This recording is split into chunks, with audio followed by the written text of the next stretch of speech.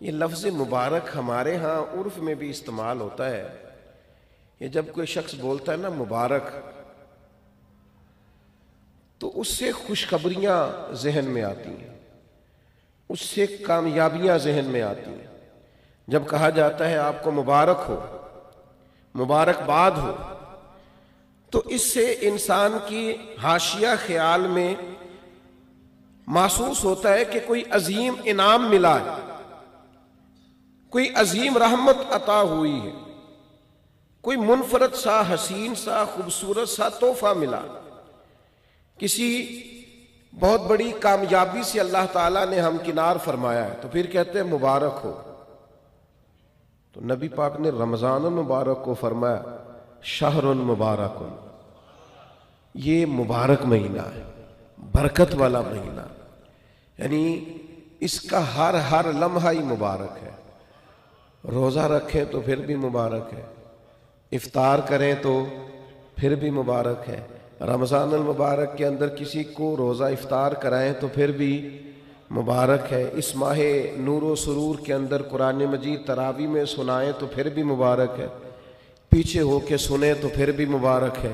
रब दे तौफीक, अल्लाह करे फजल, तो रमज़ान अल मुबारक के अंदर अगर मिले तौफीक बंदा बैतुल्लाह की ज़ियारत करे तो बड़ी मुबारक है। और अगर अल्लाह तौफीक दे और इंसान ये माह मुबारक मदीना मुनव्वरा में गुजारे तो फिर बड़ी मुबारक है। तो हर हर लम्हा मुबारक है, हर हर घड़ी मुबारक है। रमज़ान सारा ही मुबारक है। पहला अशरा भी मुबारक है, दरमियान वाला भी मुबारक है, आखिरी भी मुबारक है, ताक रातें भी मुबारक हैं, लैलतुल कद्र भी मुबारक है। तो हुजूर ने फरमाया शहरुन मुबारक, ये क्या है?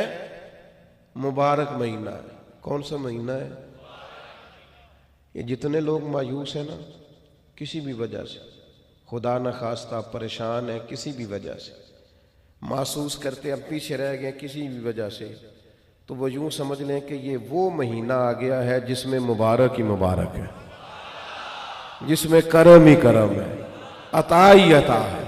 अब परेशान नहीं होना, शहरुन मुबारकुन, ये मुबारक महीना आ गया, बरकत वाला महीना आ गया। अब कोई परेशानी नहीं, कोई पछतावा नहीं, कोई पीछे नहीं हटना, कोई कमजोर नहीं पड़ना।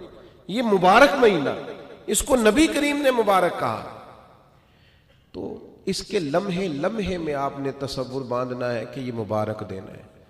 इसमें रिस्क आएगा तो वह भी मुबारक ही आएगा, कोई शख्स मिलेगा तो इंशाअल्लाह खैर ही होगी, कोई अमल करेंगे तो इंशाअल्लाह बरकत ही होगी, कहीं हम अल्लाह की रिजा के लिए कुछ खर्च करेंगे तो फिर भी बरकत ही होगी। महीना ही मुबारक, इसको नबी करीम ने मुबारक कहा है। लिहाजा जो परेशान लोग हैं ना, वो यूं समझें कि रमज़ान का चांद तुलू होते ही वक्त ही मुबारक का शुरू हो जाएगा।